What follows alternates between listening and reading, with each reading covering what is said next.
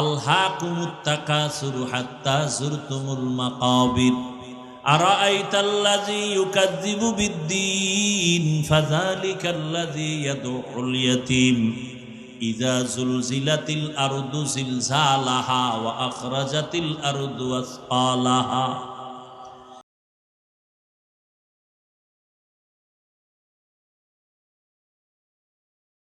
পড়তে ইমামে আজম আবু হানিফা রাতের বেলা 2 রাকাত নামাজে এই আয়াত পড়তে পড়তে পড়তে পড়তে কান্না করে করে করে করে জারজার হয়ে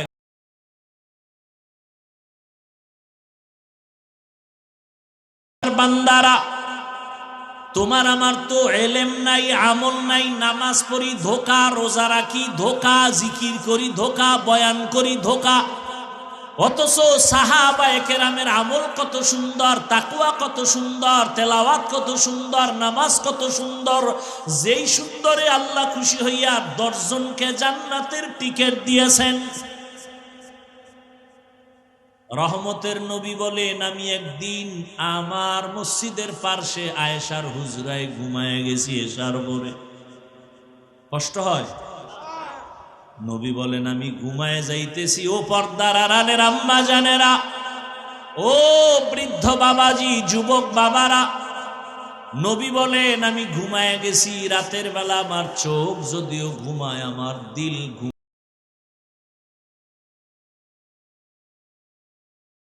আবার একটা বেড়া। আয়েশার হুজরায় আমি ঘুমায় গেলাম।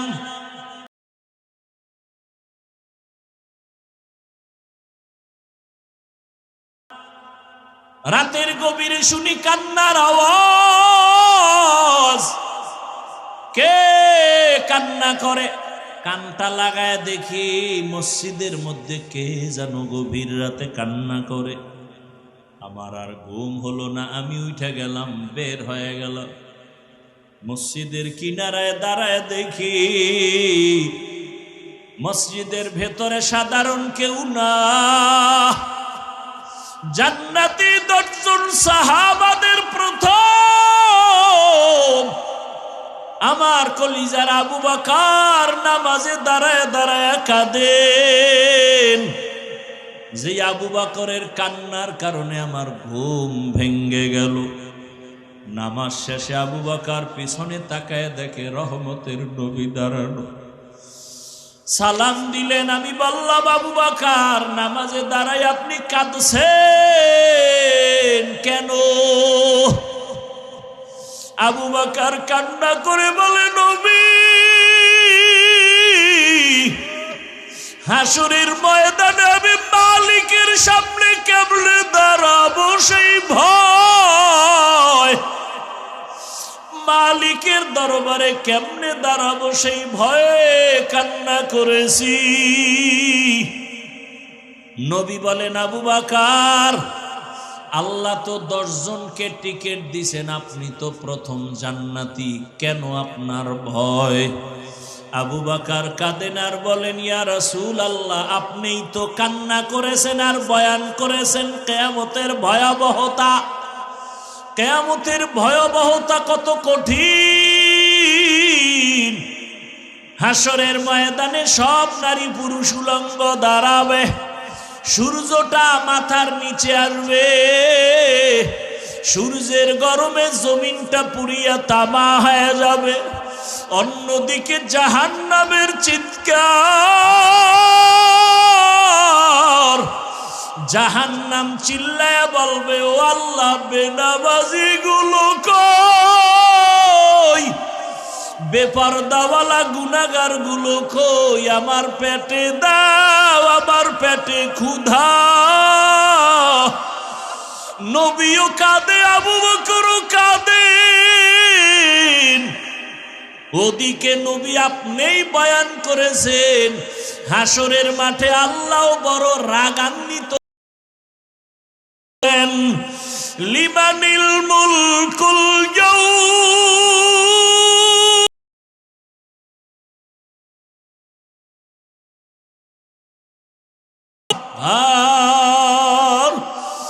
আল্লাহ পাকে আওয়াজটা দেওয়া মাত্র হাসরের ময়দান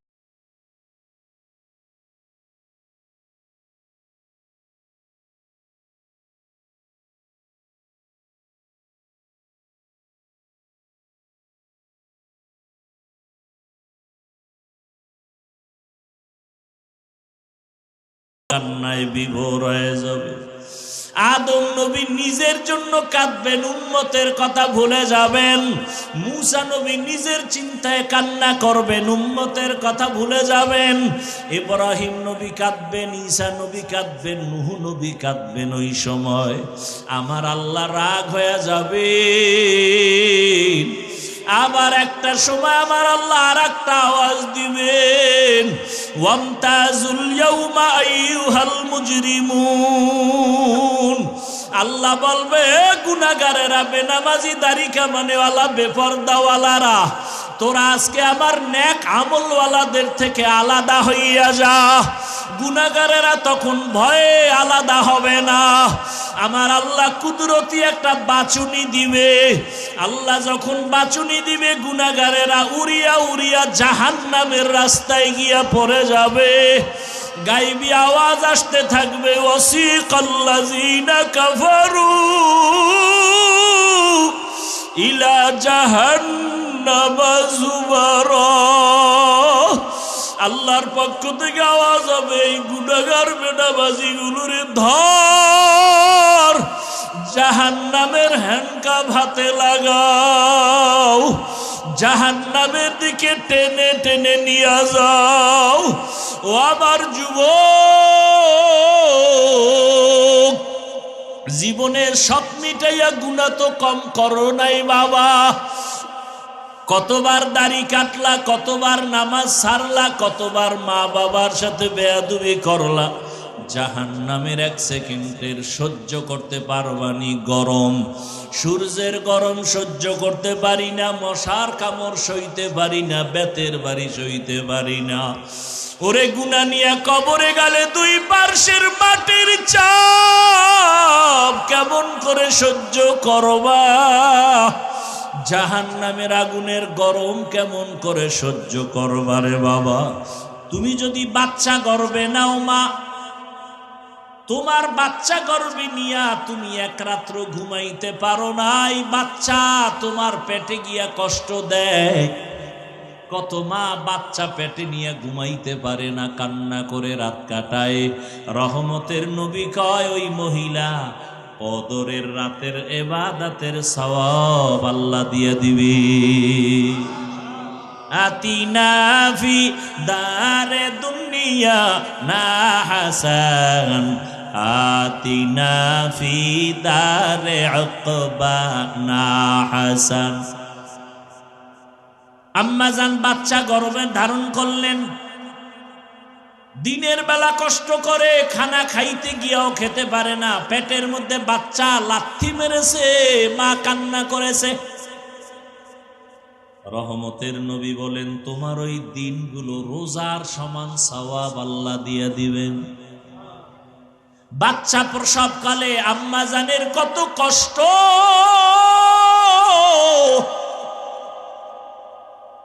আমার আম্মাজানের কণ্ঠের আওয়াজ ঘরের বাইরে কেউ শুনে না, পর্দা রক্ষা করে আম্মা চলেন। কিন্তু আমি যেদিন দুনিয়াতে আসব, আম্মাজান এতটাই ব্যথায় বেহুশ হয়ে গেলেন, আমার আম্মাজানের চিৎকারে পাশের ঘরের মানুষ সজাগ হয়ে গেছে। এতটা কষ্টে আম্মা কাঁদছেন। আমার দাদি, আমার নানি আমার আম্মাজানের পাশে বৈশা সান্ত্বনা দেয়, মায়ের কান্না থামে না। মা এক পর্যায়ে কান্না করে বলে, ও মা, ও শাশুড়ি, চলে যাও আমার থেকে, আমার স্বামীকে একটু আনো। আব্বাজানকে ডাকলেন, ডাইকা আব্বাজানের হাতটা জড়াইয়া ধইরা মা শুয়া শুয়া কান্না করে বিদায় নেয়। আর কয়, স্বামী, তোমার ঘরে আইসা মন ভইরা খেদমত করতে পারি নাই, মাফ করে দাও, মইরা গেলে দাবি রাখবা না। আব্বাজান বলে, কাঁদো কেন? কয়, প্রসব বেদনায় কত নারী মইরা গেছে, আমার মনে হয় 7 আসমান আমার মাথায় চেপে আছে, সহ্য করতে পারি না সন্তানের ব্যথা। আম্মাজান এই কথা বলায় বাবাও কান্না শুরু করলেন। বাবায় গিয়া বাইরে সেজদায় পড়েছে, যায় নামাজে, আল্লাহ তুমি আমার বিবিকে সুস্থ করে দাও, আমার সন্তানটাকে নিরাপদে দুনিয়ায় পাঠাও। নবীজি বলেন এই অবস্থায় যেই মায়েরা মারা যায় বিনা হিসাবে শহীদের মর্যাদা নিয়ে জান্নাতে যাবে। জীবনের মূল কষ্ট মায়ের প্রসব বেদনা,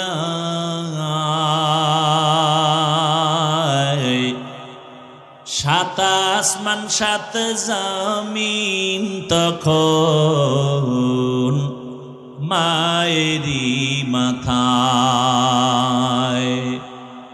জীবনের মূল কষ্ট মায়ের প্রসব বেদনা,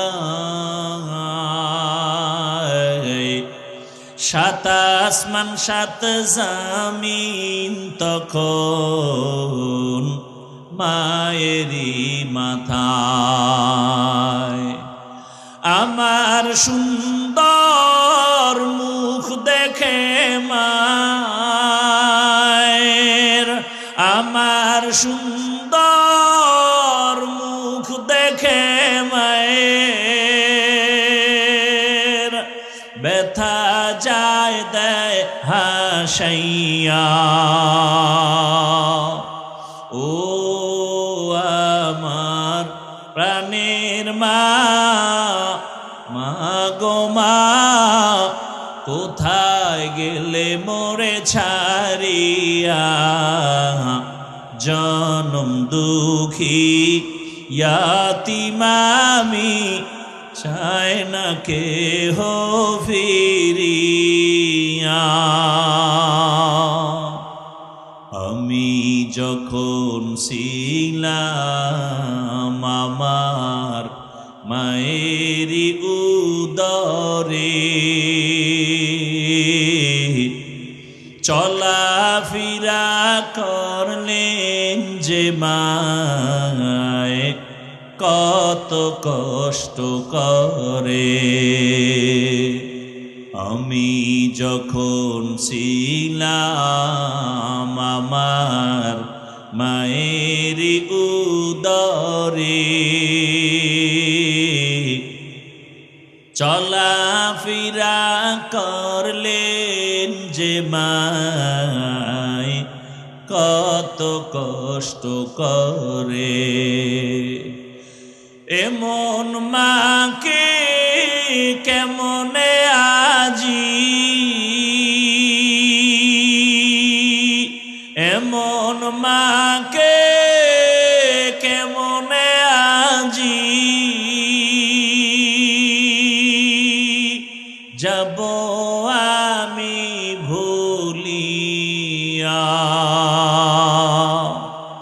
ও আমার প্রাণের মা, মা গো মা, কোথায় গেলে মোরে ছাড়িয়া?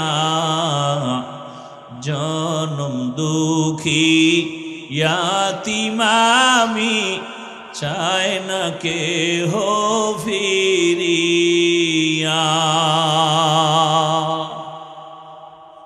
এরে আম্মা জানেরা, প্রসব বেদনায় যদি মায়ের ইন্তেকাল হয়ে যায়, আল্লাহ তাকে শাহাদাতের মর্যাদা দান করবেন। ওয়ামা আরসালনাকা ইল্লা রাহমাতাল লিল আলামিন। হে রাসূল করিম সাল্লাল্লাহু আলাইহি ওয়াসাল্লাম, আপনাকে দুনিয়াতে আমি পাঠাই নাই। হ্যাঁ, পাঠিয়েছি জগৎ সমূহের রহমত করে। ডাইরেক্ট বললেই তো হইতো, আপনাকে রহমত করে জমিনের মধ্যে পাঠাইলাম। প্রথমে বললেন আপনাকে পাঠাই নাই, এরপরে বললেন হ্যাঁ আপনাকে জমিনে আমি আল্লাহ প্রেরণ করেছি। বুঝাইয়া বললেন কেন? সারা দুনিয়ার মানুষকে আল্লাহ বুঝাই দিলেন আমার নবী পুরাটাই রহমতের এক চাদর। রহমত ছাড়া নবীর মধ্যে কোনো গজব নাই।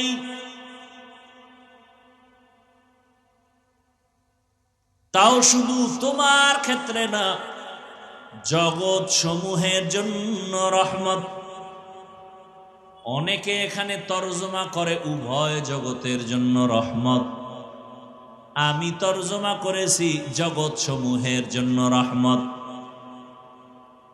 উভয় জগৎ বলতে দুনিয়ার জগৎ আর পরকাল জগৎ। জগৎ তো আসলে দুইটা না, আরো অনেক। রুহের একটা জগৎ, মায়ের গর্ভের একটা জগৎ, দুনিয়ার একটা জগৎ, কবর একটা জগৎ, হাসরের ময়দান একটা জগৎ, জান্নাত ও জাহান্নাম আর একটা জগৎ। সব জগতের জন্য আমার আল্লাহ হলেন রব, আমার নবী হলেন রহমত। আমার আল্লাহ হলেন রব্বুল আলামিন, আমার নবী হলেন রহমাতুল লিল আলামিন। রূহের জগতের জন্য আমার নবী রহমত,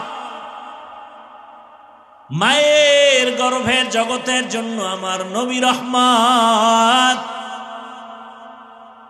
দুনিয়ার জগতের জন্য নবী রহমত, কবরের জগতের জন্য নবী রহমত, হাসরের ময়দানের জগতের জন্য নবী রহমত, জান্নাতের ভেতরে নবী।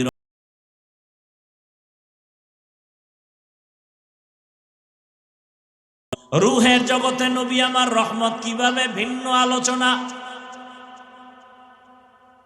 মায়ের গর্ভের জগতে নবী রহমত ভিন্ন আলোচনা। দুনিয়ার জগতের জন্য নবী রহমত কি ভিন্ন আলোচনা। কবর জগতের জন্য নবী রহমত ভিন্ন আলোচনা। হাসরের মাঠের জন্য নবী রহমত ভিন্ন আলোচনা। জান্নাতের ভেতরের জন্য নবী রহমত ভিন্ন আলোচনা। জাহান্নামের ভেতরের জন্য নবী রহমত ভিন্ন আলোচনা। আমি শুধু দুনিয়ার জগতের জন্য নবী কিভাবে রহমত, এই বিষয়ে অল্প কথা বলবো। দুনিয়ার জগতের জন্য নবী রহমত, তাও আবার আলাদা আলাদা। রহমতের নবী আমার কেমন। দুনিয়ার জগতে মুমিনদের জন্য নবী আলাদা রহমত, দুনিয়ার জগতে বেঈমানের জন্য নবী আলাদা রহমত, দুনিয়ার জগতে পুরুষের জন্য নবী আলাদা রহমত, মহিলাদের জন্য নবী আলাদা রহমত। মানুষের জগৎ ছাড়া ভিন্ন যত জগৎ আছে, প্রাণীর জগৎ, জঙ্গলের প্রাণী, সমুদ্রের প্রাণীর জন্য আমার নবী রহমত। সূর্যের জন্য নবী রহমত, চাঁদের জন্য নবী রহমত, জমিনের জন্য নবী রহমত, আসমানের জন্য নবী রহমত। নবীকে আল্লাহ পাক রহমত করে পাঠাইলেন, এমন একটা জায়গায় পাঠাইছেন যেই জায়গাটা বড় দামি, কিন্তু যেই সময় পাঠাইছেন ওই সময় বড় বেতাল অবস্থা। রহমতের নবী মক্কা নগরীতে আসছেন এমন অবস্থায় যে মক্কার জমিনের মানুষগুলো চরিত্রহীন, মক্কার মানুষের মতো খারাপ আর মানুষ দুনিয়ার আর কোথাও ছিল না। এতটাই খারাপ যে নারী আর পুরুষ উলঙ্গ হইয়া বাইতুল্লাহর দেওয়ালটারে তাওয়াফ করে, সব উলঙ্গ একসাথে। নাউজুবিল্লাহ। না তুমি নাউজুবিল্লাহ বলবা কেমনে? তুমি তো সেই জগতেই এখন প্র্যাকটিস করো, মোবাইল হাতে নিয়ে সারা রাত। ঘরে ঘরে ঘরে ঘরে, রুমে রুমে রুমে রুমে জেনা চলে, জেনা। ছেলে ঘরের এক রুমে ঘুমায়, মোবাইলে জেনা। মেয়ে আর এক রুমে ঘুমায়, মোবাইলে জেনা। বাবা এক রুমে, মোবাইলে জেনা। চোখের জেনা, কানের জেনা, জবানের জেনা, অন্তরের জেনা। যেই গুনাহ ঘরে ঘরে চলছে, উচিত ছিল ঘুমের মধ্যে ঠাডা ভরা, উচিত ছিল ঘুমের মধ্যে চেহারা শুকরের মতো হয়ে যাওয়া। শুধু মুহাম্মদের উম্মত হওয়ার কারণে আল্লাহ হেফাজত করেছেন। ইমামুল আউয়ালিন আল আখিরিন बहरे सदका रहमतल लिल आलमीन सय्यदुल कौनैन खत्मुल मुरसलीन आखिर आमद बुद फखरुल अव्वलीन। মক্কার মানুষগুলো উলঙ্গ হইয়া নারী আর পুরুষ একত্রে বাইতুল্লাহর দেওয়াল তাওয়াফ করে, কতটা খারাপ।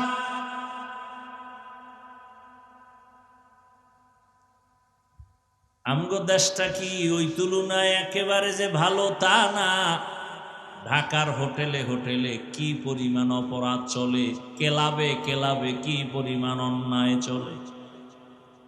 বলার মানুষ নাই, শোনারও মানুষ নাই, বিরোধিতা করার মানুষের অভাব নাই। কি একথা কেউ শুনবে না, কেউ বলবেও না, বিরোধিতা করবে। কেন?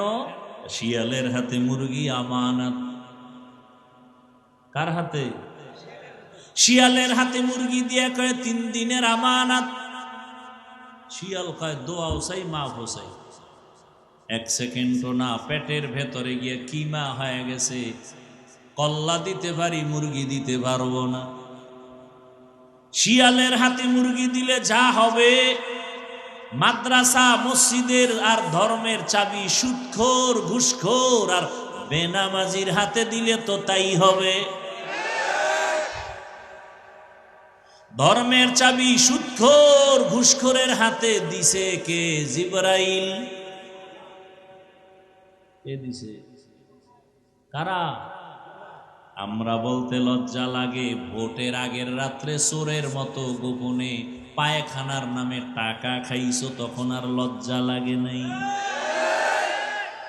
বাথরুমে গিয়া 10 গ্রাম পায়খানা খাইও, এরপরে পাগলা পীরের বাজারে যাইয়া হালাল সাবান দিয়া কুলি করিও, গন্ধ থাকবে না। কিন্তু যারা ভোটের আগের রাইতে টাকা খাইছো, জাহান্নামের আগুন ছাড়া গন্ধ যাবে না। নিজে খাইছো হারাম হারাম হারাম। পায়খানা খাইলে এতটা আল্লাহ বেজার হইতেন না। এই টাকা খাইছো যারা, এদের উপর আল্লাহ যেই পরিমাণ বেজার। আমার ওয়াজে হেদায়েত এত সোজা, তাই তো আগামীতে এমপি আমি। কি ও কইয়েই যাইতে পারবা, কপালে নাই। এত সোজা না, এত সোজা না। তুমি না আমি না, চিনি না আমি কে তুমি কে, মাওলায় তো চেনে আমি টুপিওয়ালা কোন ভেজাল্লা হুজুর। মাওলায় ভেজাল্লা হুজুরের হাতে ইসলামের ক্ষমতা দিবেন না। তুমি বেনামাজির হাতে তো প্রশ্নই উঠে না। খুব সাবধান, এত মজা মাইরো না। দিল্লি বহুত দূর হে, এত মজা লইও না। নিজের বউর হক আদায় করতে পারো না, মাইয়া ভোলার হক আদায় করতে পারো না, জনগণের হক আদায় করবা। এত সোজা।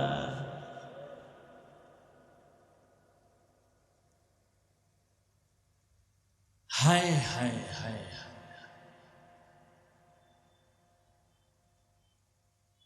বড় কঠিন হালাত।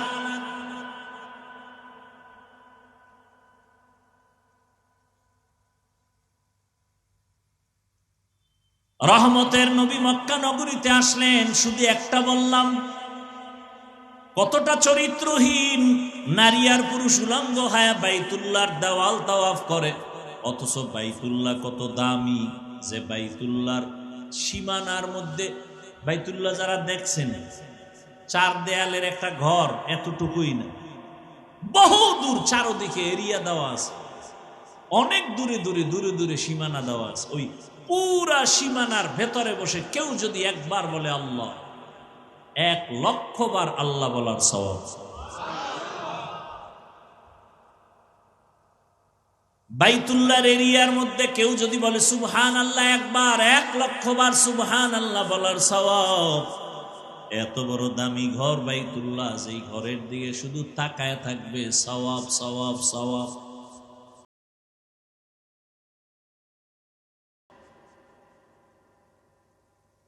ইন্না আউওয়ালা বাইতুন উযিআ লিল্লাযী বিবাক্কাতা মুবারাকান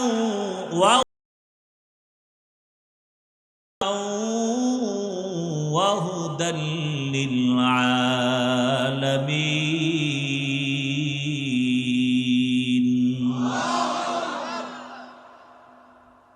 বাইতুল্লাহর দিকে কেউ যদি প্রথম নজর দিয়া আল্লাহর কাছে যা চাইবে সাথে সাথে আল্লাহ দিয়া দিবেন। বাইতুল্লাহ গিয়া যদি কেউ প্রথম তাকানো মাত্রই আল্লাহর কাছে যা চাবে, সেই বাইতুল্লাহর পার্শ্বের মানুষগুলো কত খারাপ। কোন পশু জবাই কইরা রক্ত লাগায় বাইতুল্লাহর দেওয়ালে, মনে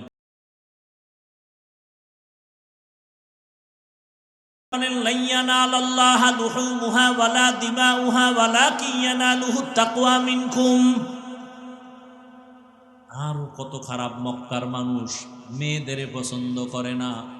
মহিলারা মাসে অসুস্থ হয়ে গেলে দরজা লাগায় দেয়, লজ্জায় বাজারে যায় না। কন্যা হওয়া মানে অভিশাপ।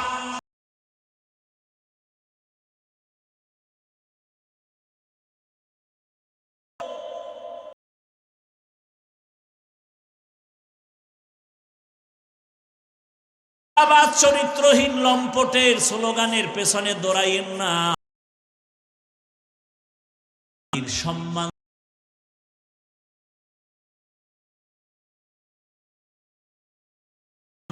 জেনা করার সামগ্রী বানাবে। বাংলাদেশটারে জেনার আড্ডাখানা বানাতে চায়, পুরা দেশটাকে প্রস্কোয়াটার বানাতে চায়।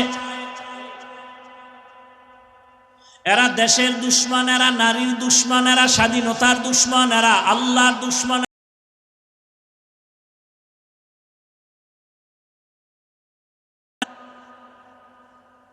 ভালো করে শুনেন, মক্কার মানুষগুলো পছন্দ করে না। ছেলে হলে ঈদের আনন্দ করে, মেয়ে হলে দরজায় তালা লাগায় দেয়, বিধবা নারীদের সমাজের বাইরে ফেলে দেয়। নারী মানি অভিশাপ। রহমতের নবী সেই জমিনে আসেন, শুরু হয়ে গেল।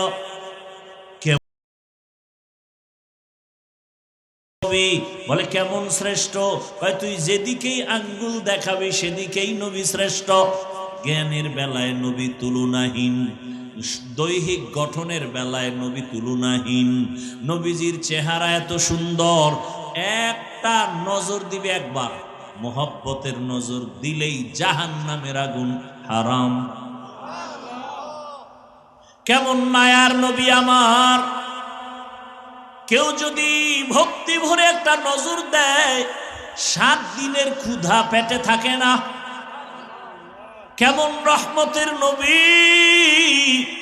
যেই রহমতের নবী রাস্তা দিয়া চলেন, দুপার্শ্বের গাছ নত হইয়া নবীজিরে সালাম দেয়। কেমন মায়ার নবী আমার! যে নবী রাস্তা দিয়া চলতেছেন, মেঘের খণ্ড ছায়া দেয়, ছাতি লাগে না।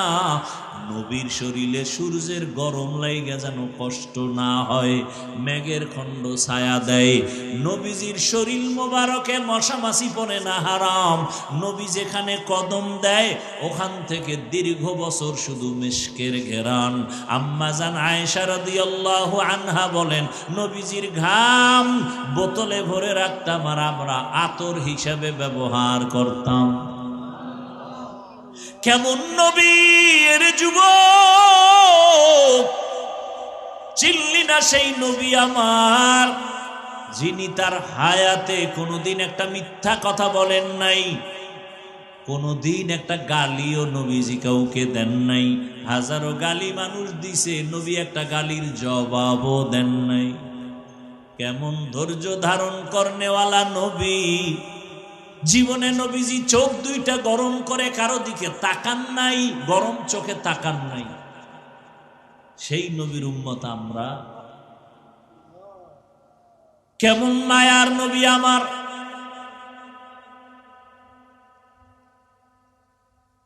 নবীজি দীর্ঘ 40টা বছর বছর কোনদিন কাউকে নামাজের দাওয়াত দেন না, কালেমার কথা বলেন না। নবী সবার সাথে হাসি মুখে চলেন।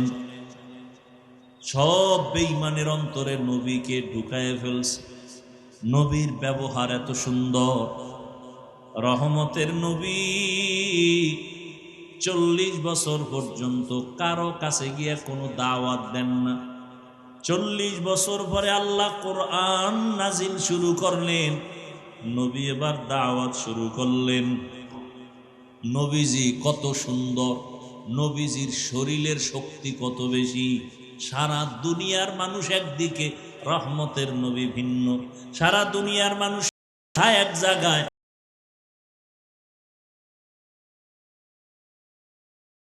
যৌবন এক।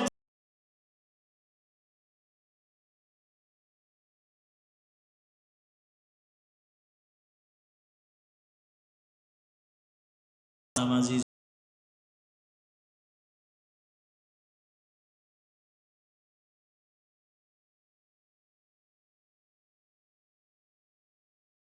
নবী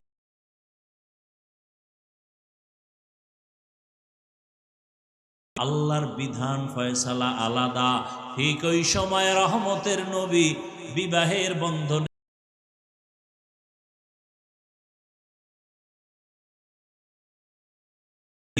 তাও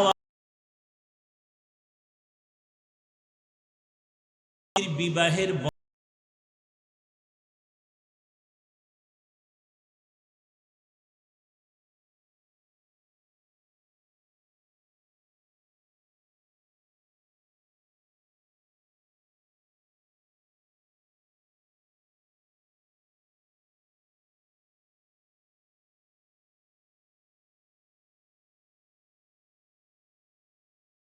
নবী জীবনের ভরা শক্তি রহমতের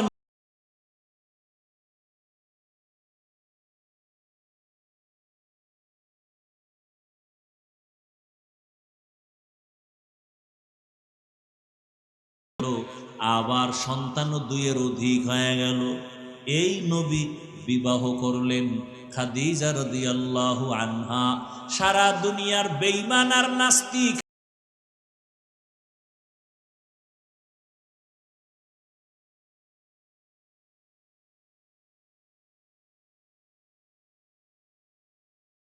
নবী ইতিহাস করে গেলেন, ইসলাম ছাড়া নারীর অধিকার আর সম্মান কেউ দিতে পারে না।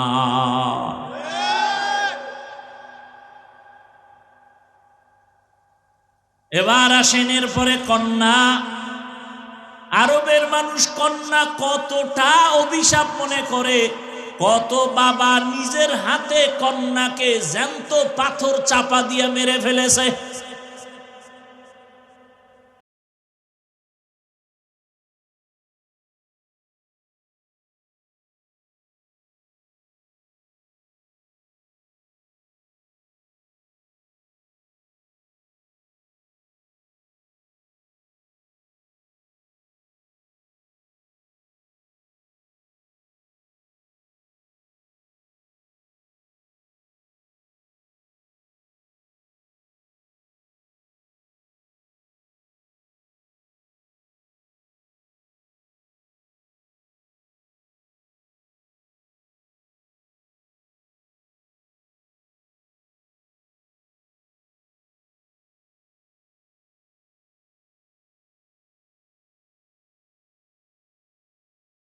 ওদের জীবন শেষ। কয় কেন?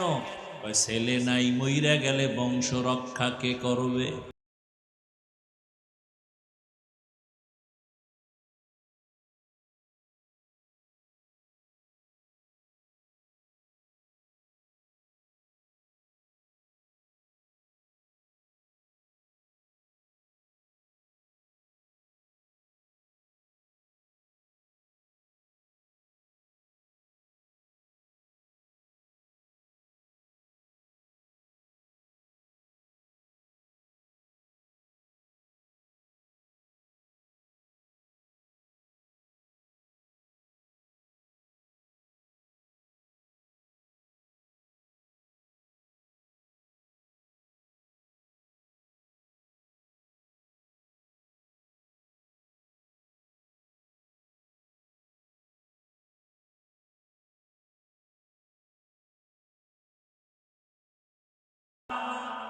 নবী বললেন, আরবের বেঈমানেরা কন্যা পছন্দ করে না, আর আমার মাওলা বিধান দিয়া গেলেন কন্যাই আমার জীবনের আসল।